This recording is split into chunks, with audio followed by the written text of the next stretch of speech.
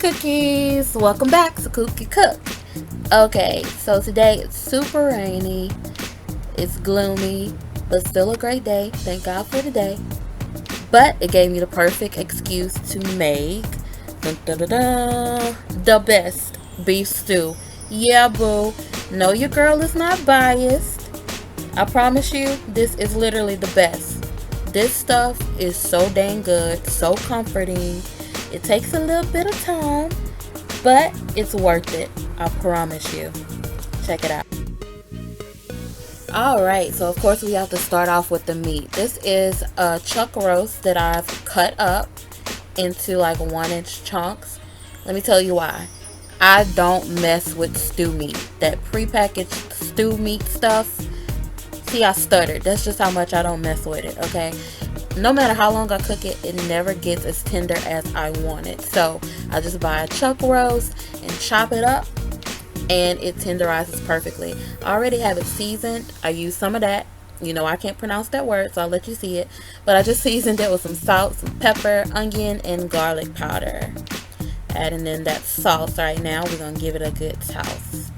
Yeah. Okay, now that we have everything mixed well, I'm going to be sprinkling this with some all-purpose flour and giving it a good toss because we have to brown this meat. That's where all the flavor comes from. So give it a good toss in its flour and be sure to shake off the excess. Let's go to the stove. So I've had some vegetable oil heating up to brown this meat. This is the important part. We want that meat to get a good, nice crust going, you know, at the bottom of the pot. So do this in batches. Don't overcrowd the pot. Just do a little bit at a time. I cook it for about a minute per side on each little piece of meat. And it gives it a good, nice color and locks in that flavor. Make sense? I hope so.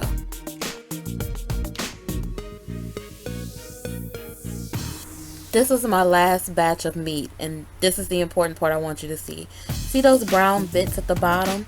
That's called the fund.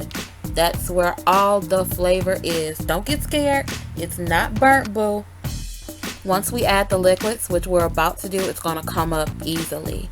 Now, let's add in some diced onions and saute them for a few minutes until they're translucent. Keep the heat at a medium-high setting.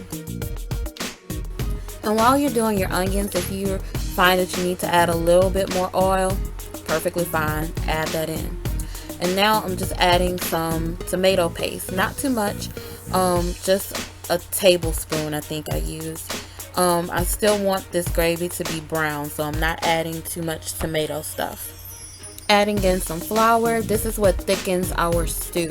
So give it a good stir until you can't see it anymore. Just cook it out till it combines with everything else. Time to loosen this fond. I'm adding 1 cup of dry red wine. I'm using Merlot. Alright, Saints, listen. My stew will not get you drunk. You won't get lit off my stew, okay? 20 to 30 seconds of cooking, the alcohol content evaporates, it goes away, so you're good. But as you can see, when you pour in that wine and start to simmer it, it thickens from that flour and it loosens the fond at the bottom. See, it's not burnt up, it's just getting all of that flavor combined in, and I'm adding the meat back in here, and y'all listen, the smell, oh Lord. Whew. Alright, look. Now add in the beef broth and bring that to a simmer. Alright, look at this. Look how close I am. This is just ridiculous. I don't know what's wrong with me. Pray for me. But anyway, I'm adding some thyme. Usually I'll use fresh, but I didn't have any, so dried will do. And a little bit of rosemary. Just a little bit. We don't want perfume stew. Cover it with a lid and let it simmer for 1 hour.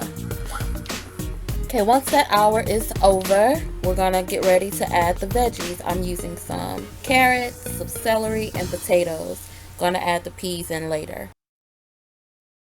Once that hour is over, right before you add the veggies, give it a stir and taste it and adjust the seasoning. Of course I didn't, because you know your girl gets it right at the first shot. I'm lying, I seasoned it. But go ahead now and add in those vegetables. Be careful because I kind of rushed it and splashed stuff and tore my forehead up.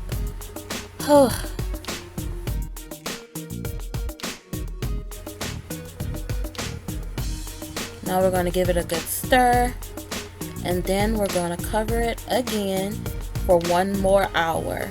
Yes, it takes time, guys, but I promise you it's worth it. And you don't have to babysit it. Okay, babes, after that hour is up, we're going to add in some frozen peas. And I only let them cook for about 5 to 10 minutes and then turn off that heat. And we done, boo. Let's put it in a bowl. Let's eat this. Cooks, that's it. Our beef stew, the best homemade beef stew. I promise you that. I promise you that. Thank you guys so much for watching. Check that description box for the link for the full recipe. Until next time, I love ya. Be blessed.